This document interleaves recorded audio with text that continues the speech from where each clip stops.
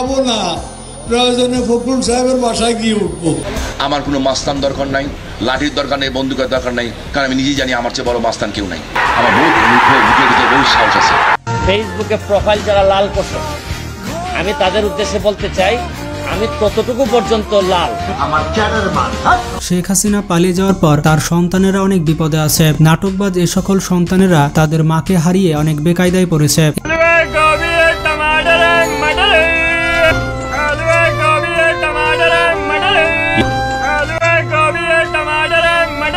এই বাচ্চারা এতদিন হাসিনাকে যে পরিমাণ তেল মেরে চলেছিল, সেই হাসিনা তাদেরকে বিমানের টিকিট না দিয়ে দেশ থেকে পালিয়ে গিয়েছে। আজকের এই ভিডিওতে আমরা দেখতে চলেছি হাসিনার রেখে যাওয়া নাটকবাজ 10 সন্তান সম্পর্কে। এই কয়েকজন প্রতিনিয়ত চেষ্টা করছে দেশ থেকে পালিয়ে যাওয়ার জন্য, এর মধ্যে আবার কেউ ইতিমধ্যে পালিয়েও গিয়েছে। নাটকবাজ এই ব্যক্তিগুলোকে আপনারা সকলেই চিনেন, এমনকি অনেকে তাদেরকে পছন্দ করতেন, জানতেন না যে তারা মুখোশ পরে আছে। এই কয়েকজন ব্যক্তির উপরে দেখে বোঝাই যেত না যে তারা শেখ হাসিনার দালাল। ভিডিওর শেষে এমন একজন নাটকবাজ দেখাবো যাকে দেখে আপনারা সত্যি অবাক হয়ে যাবেন। Number 1, Haun uncle. Haun uncle হচ্ছে একজন নিষ্পাপ পুলিশ। হাসিনার শাসনামলে এই ডিবি হারুন যে পরিমাণ অভিনয় করেছে তাতে শাকিব খানও বলবে, যা ভাই তুই আমার আগে করে নে। হাসিনা যখনই ডিবি হারুনকে বলতো কাউকে ধরে নিয়ে আসতে, তখনই হারুন তার হুকুম যথানিয়মে পালন করত। শুধু এতটুকুই নয়, কেউ যদি শেখ হাসিনার বিরুদ্ধে ফেসবুকে লেখালেখি করত কিংবা রাস্তায় আন্দোলনে নামতো, তখন হারুন সাহেব তাকে ধরে এনে ডিবির ভাতের হোটেলে বসাতো এবং সুন্দর করে ভাত খাওয়াতো।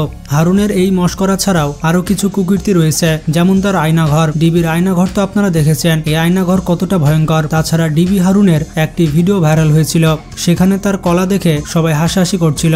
শেষ পর্যন্ত হারুন কট খেয়ে গিয়েছে। হারুন দেশ ছেড়ে পালানোর চেষ্টা করেছিল, কিন্তু সে তার কাজে সফল হয়নি।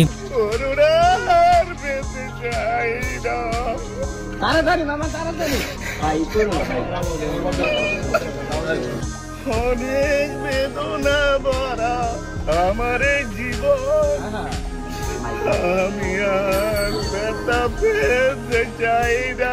Number 2, monkey Zafar Iqbal. Quota আন্দোলন চলাকালীন সময়ে ছাত্রছাত্রীদের উদ্দেশ্যে জাফর ইকবাল কি লিখেছিল সেটা আমরা প্রায় সকলে দেখেছি। জাফর ইকবাল ফেসবুকে লিখেছিল, ঢাকা বিশ্ববিদ্যালয়ের সকলে রাজাকার, তিনি আর সেই বিশ্ববিদ্যালয়ে যেতে চান না, তিনি রাজাকারদের মুখ দেখতে চান না। এরপর ছাত্র সমাজ তার বিরুদ্ধে প্রতিবাদ জানায় এবং সবাই মিলে তাকে বয়কট করে। ডক্টর মোহাম্মদ জাফর ইকবাল এই কথাটি বলার পর হয়তো ভেবেছিলেন তিনি শেখ হাসিনার আরো কাছে চলে যেতে পারবেন, এই কারণে শেখ হাসিনার সাথে তাল মিলিয়ে তিনিও ছাত্রদের রাজাকার বলেন। কিন্তু শেষ পর্যন্ত হাসিনার উৎখাত হলো, জাফর ইকবালও মাঠ ছেড়ে পালিয়ে গেল, তার সাথে আর খেলা করা হলো না। ডক্টর মোহাম্মদ জাফর ইকবাল লিখেছেন, ঢাকা বিশ্ববিদ্যালয় আমার বিশ্ববিদ্যালয়, আমার প্রিয় বিশ্ববিদ্যালয়, তবে আমি মনে হয় আর কোনোদিন এই বিশ্ববিদ্যালয়ে যেতে চাইব না। চোখের পলক। জুনায়েদ আহমেদ পলক তার রূপের ঝলক দেখিয়ে দিল।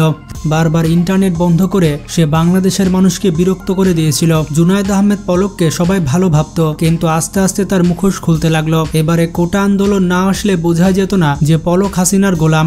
আন্দোলন চলমান অবস্থায় পলক একটু পরপর ইন্টারনেট বন্ধ করে দিয়েছিল, আবার বলেছিল আমরা ইন্টারনেট বন্ধ করিনি, ইন্টারনেট বন্ধ হয়ে গেছে। এছাড়াও তিনি একটা কাজ ভালো পারতেন, ইন্টারনেট ও ফেসবুক বন্ধ করে দিয়ে সে নিজে ইন্টারনেটে অ্যাক্টিভ থাকতো আর চুপি চুপি করে ফেসবুক চালাতো। পলকের এমন আচরণের পর পাবলিক বুঝে গিয়েছিল যে সেও হাসিনার হয়ে গোলামি করছে, কিন্তু এই গোলামির ফলাফল শূন্য হয়ে গেল। তার নেত্রী যেহেতু পালিয়ে গিয়েছে, তাই পলকও চাইছিল দেশ ছেড়ে পালাতে, কিন্তু এয়ারপোর্টে ধরা পড়ে যায়। তবে নাটকবাজ পলক সাহেব কোথায় আছে তা পাবলিকের সামনে প্রকাশ করা হয়নি। আসন্ন দ্বাদশ জাতীয় সংসদ নির্বাচনে আপনাদের সকলকে আবারও নৌকা মার্কায় বিপুল পরিমাণ ভোট দিয়ে বিজয়ী করার জন্য আহ্বান জানিয়ে আমার বক্তব্য শেষ করছি। নাম্বার 4, বিচারপতি মানিক। এই কালা মানিককে তো আপনারা চিনেন, অনেকে তাকে পাগলা বিচারপতি বলেও ডাকে। একটা টক শোতে তার ভিডিও ভাইরাল হয়, সেই টক শো থেকে মানিকের আসল চেহারা মানুষের সামনে চলে আসে। এই মানিক মিয়ার কথাবার্তা এবং তার স্বার্থপর আচরণ দেখে বোঝা গেছে যে তিনি কত পাঁচাটা বড় গোলাম। শেখ হাসিনা যেভাবে বিচার করতে বলতো, এই মানিক সেভাবে বিচার করত এবং রায় দিত। হয়তো তার কারণে অনেক নিষ্পাপ মানুষ শাস্তি ভোগ করছে। সে সব সময় প্রমাণ করতে চেয়েছিল যে হাসিনা ভালো, সেই সঠিক। তাছাড়া টক শোতে তার ব্যবহার কতটা জঘন্য ছিল তা তো আপনারা দেখতে পেয়েছেন। সে শুধু নিজেকে মুক্তিযোদ্ধা মনে করে, তার সামনে যত জনগণ আছে সবাই হচ্ছে রাজাকার। এই মানিককে পাবলিকের হাতে তুলে দেওয়া দরকার, তাকে ধোলাই করে সঠিক পথে। সোলাইমান সুখন। এই সস্তা সন্দীপ মহেশ্বরীকে তো আপনারা চিনেন, তার বক্তব্য শুনলে বুঝতে পারবেন সে ফালতু মোটিভেশন দিয়ে থাকে। এত মোটিভেশন দিয়ে কি হবে যখন যুদ্ধের সময় তাকে মাঠেই পাওয়া যায় না। এতদিন তিনি হয়তো অনেক যুবকের আইডল ছিলেন, অনেকে তাকে ভীষণ পছন্দ করত, কিন্তু এবার কোটা আন্দোলনের সময় সবার ভালোবাসা হারিয়েছেন সোলাইমান সুখন। এখন পাবলিক তাকে পই পই করে মনে রাখছে। বৈষম্য বিরোধী ছাত্র আন্দোলনের সময় সোলাইমান সুখন ছাত্রদের কোনোভাবে সাহায্য করেনি। তার ফেসবুক পেজে কোনো রকম ভিডিও বার্তা কিংবা পোস্ট পাওয়া যায়নি। হাসিনার দালালি করার কারণে সে এখন নিন্দার পাত্র হয়ে গিয়েছে। এখন জনগণ তাকে ধোলাই দেওয়ার জন্য সুযোগে রয়েছে। সোলাইমান সুখন কোথায় গা ঢাকা দিয়েছে কেউ জানে না। আমি এখন যে বিশ্ববিদ্যালয়ে দাঁড়িয়ে আছি সেখান থেকে পাশ করার পর চাকরির নিশ্চয়তা বাংলাদেশের অন্যান্য যে কোনো বিষয়ে পড়াশোনা করার চেয়ে অনেকাংশে বেশি। আমি দাঁড়িয়ে আছি BJMEA, university of fashion and technology.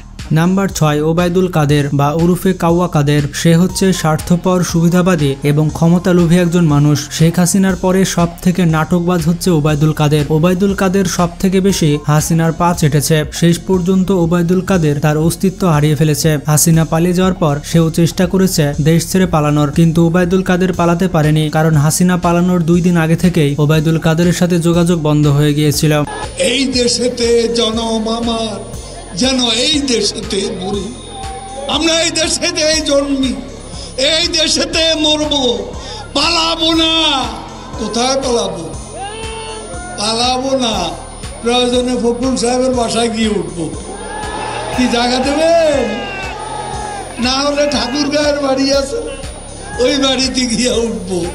Number 7 বোরখা শামীম। বারবার বোরখা পরে দেশ ছেড়ে পালানোর রেকর্ড রয়েছে শামীম ওসমানের। এই কারণে তার নাম দেওয়া হয়েছে বোরখা শামীম। সে ছিল নারায়ণগঞ্জ 4 আসনের এমপি। অন্যান্য এমপিদের থেকে সে অনেক বেশি ক্ষমতাবান আর অনেক বেশি লোভী ছিল।